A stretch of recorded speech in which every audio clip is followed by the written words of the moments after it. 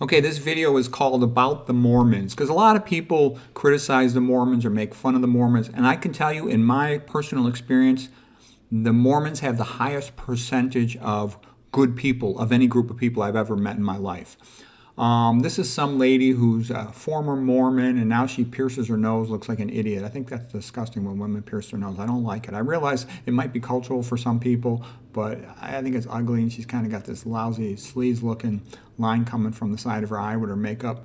Anyways, she's talking about how tons of Mormons are successful writers, and many of them are great at writing science fiction bestsellers, like Orson Card, for example, is a really smart guy. Okay, so anyways, I just want to tell you a little bit about the Mormons because you probably don't hear the truth about them. This lady right here is Osborn, and she's the greatest female genius I've ever met in my life. She is a Mormon. Her husband's name is Ron Polman. He was actually I think maybe the highest guy in the whole Mormon church, one of the authorities of the church. And just so you get a sense of how smart these people are, he's got an MBA from Harvard and was a lawyer. He's, like I said, head of the Mormon church, and he did a lot of good things. And I'm going to tell you, they did even more good things. I'll come to that in a moment. This lady, like I said, is the smartest female I've ever personally met in my life in an academic sense. And, whenever you talk to anybody, they always say they're too busy to do anything. She was working full-time as a doctor, and she had a genius idea in her mind about writing a neuroradiology textbook. So here's what she did. She woke up every morning at 2 o'clock in the morning and wrote for 4 hours before going to work at the hospital.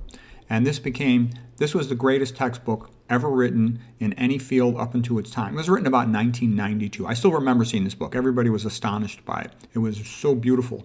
And it had a tremendous high quality correlation between radiology imaging findings, CAT scan and MRI, with the pathology.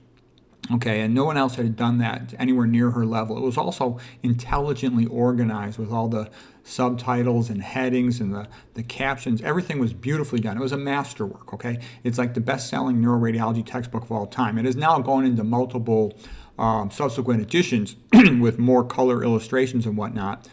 But just to get you a sense, this book was a super bestseller, and she made tons of money from it.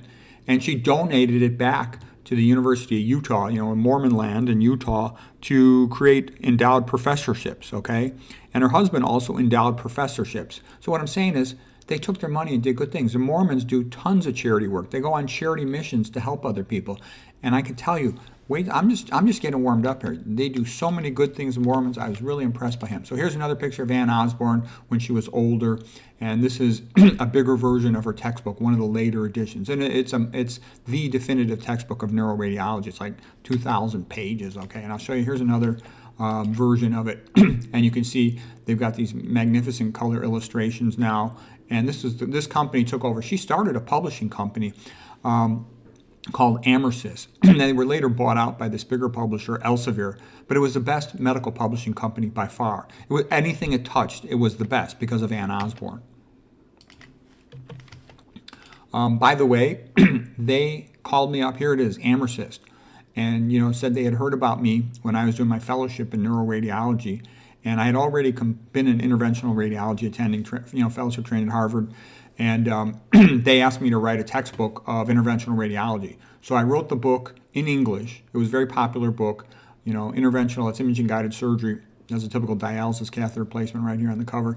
And it was translated into Spanish and stuff, and the book did really well. I was really grateful to them. And Ann Osborn was super nice.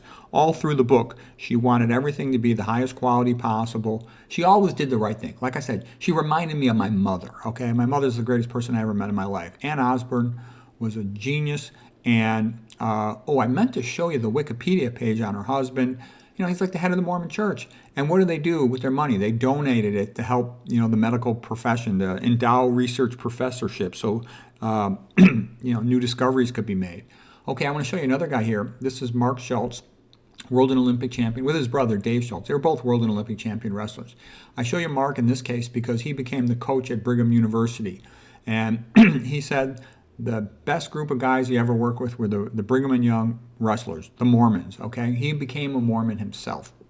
I can also tell you, I wrestled against the Mormons. All the Mormon guys, they wore a suit and a tie to their competitions. And you would want them to marry your sister, your daughter. They were such gentlemen. They also had the highest percentage of guys on the academic All-American team. They were very good students. They were clean-cut, hardworking guys, no BS, good students. And I heard all kinds of stories about the Mormon women. They want to be married. They want to have a big, happy family. Well, isn't that exactly what a man wants, okay? I wish I married a Mormon. I considered converting to Mormonism and moving out there. I was very impressed by the Mormons. I was more impressed by them than any other group I ever interacted with. They're real hardworking. I've met a bunch of Mormon doctors since then. Real hardworking and nice and smart. They're good, okay? And you should judge an organization or an institution or a group of people by what type of people they produce. And I can tell you the Mormons produce lots of extraordinarily good people. Okay, Mark Schultz also became famous. You know, it's a long story, but because his brother went over to Foxcatcher in Pennsylvania with that crazy DuPont guy, you probably heard about the chaos of Foxcatcher Wrestling Club.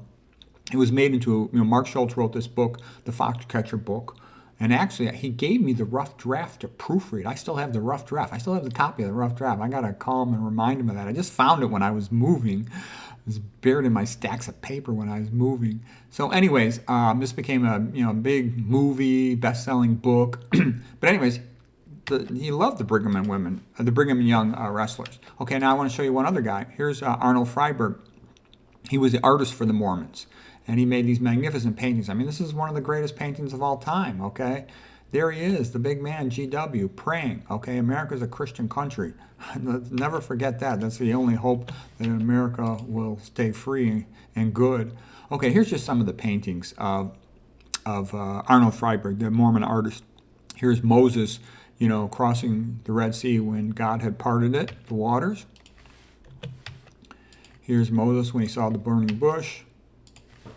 And then Arnold Freiberg was such a great artist, they had him to be the artist for the movie The Ten Commandments. That's the one that was directed by Cecil B. DeMille, and Charlton Heston starred as Moses. There you have seen The Ten Commandments. You can see the resemblance to Moses. And Arnold Freiberg has tons of other great paintings. He's a magnificent artist, one of the greatest artists of the 1900s, okay? Robert Bateman is the greatest nature artist. Scott Gustafson is the greatest fairy tales artist. And Arnold Freiberg is the greatest religious artist of the 1900s. He's a magnificent artist, okay?